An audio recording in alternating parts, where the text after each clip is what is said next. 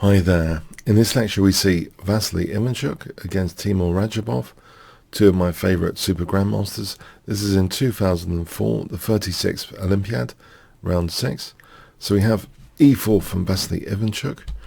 So c5 from Radjabov. We have knight f3, knight c6, d4, c takes d4, knight takes d4, e5 immediately.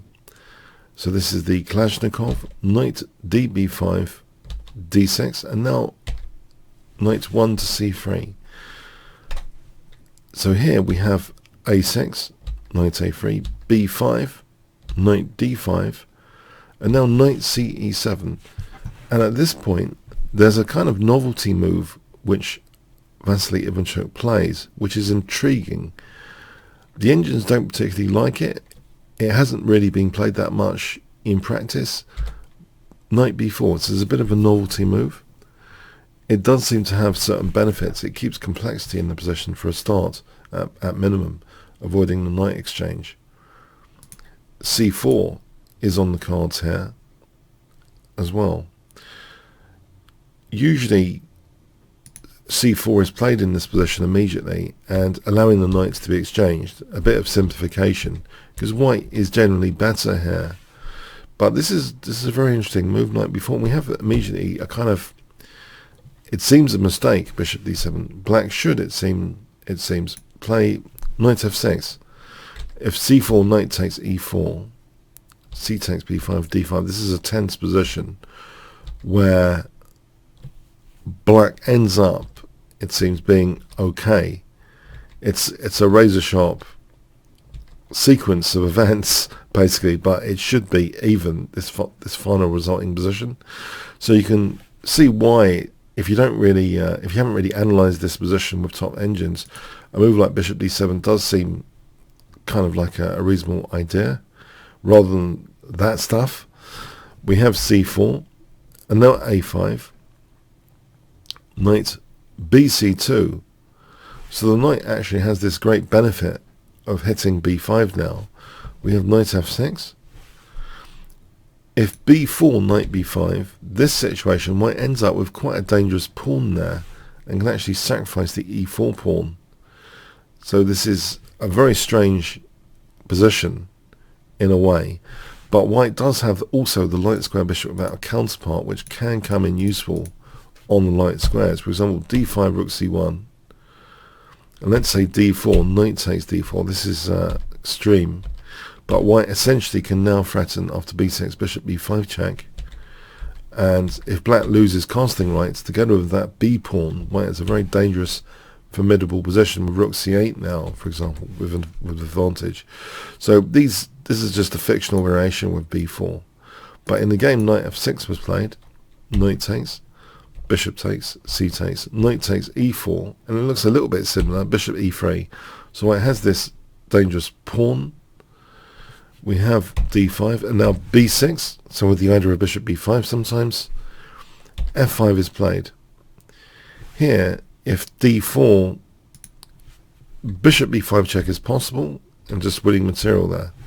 That's huge fun. White could even just blast black to smithereens like this. Black's really exposed here. So f5 was played, which gives the idea that maybe king f7 on bishop b5. We have queen e2. Bishop b5 is certainly interesting. For example, here the knight could be kicked back, the bishop could come back, and white could actually consider a piece sacrifice just to open up the position more with the king on f7. White should have a clear and commanding advantage here. And if this kind of sack is refused, say queen takes b6, then knight takes f5, hitting the queen, and black is very opened up here. Essentially, this is a nasty looking position. Big advantage for white. So queen e2 though is interesting because it actually, after king f7, repairs castling queenside. We have a very unusual position here indeed. Queen d7, king b1, queen e6. Yeah, it looks as though like indecision. Where is black putting the pieces? But it is tricky. This is a very, very tricky looking position. So queen e6, f3, the knight's kicked back, and now f4. trying to get these pawns to be fixed or open up the king. We have knight c4. To illustrate, if d4, white can play just f takes e5 here, and black's crumbling. If e takes f4, bishop takes f4, if the queens come off, this is in white's favour, as you might suspect. There's points of attack like d5. This is just clearly better for white. Funny stuff. So anyway, knight c4 is played, f takes, rook b8, g4. White's getting a lot of significant pressure now against the king. We have f4. If f takes g4, queen f2 check, bishop takes c4, this is vicious. This position with rook d7, white is in a commanding position here. So f4 is played. We have queen f3, g5, and now bishop takes c4, so the most aggressive piece of black is taken out. h4, trying to just plough through that f file. Why not? Queen c6, and now a cunning move. Can you guess what white plays here? Okay, opening up things a bit more, e6 check. Now, king g6 was played. If queen takes e6, white can just play bishop takes f4 and shred that f file open. And this position is just massive. You know, it's just crumbling for black. So yes, and if king g7 there, by the way, you know, this with that focal point of f7 is too much for black to bear. This way of playing it, for example, with b7 to create another liability, an unprotected rook, that could be handy. But check and rook d8, yeah, taking away the defense of the back row d8 square to deflect the queen away from f7. These are all crushing tactics. So that's check and mate. Or if king h6, queen f4, mate. So yeah, it's pretty much opening up the position, e6 check. We have king g6, queen f2, queen takes e6. Here, if f takes e3, then queen f7 check.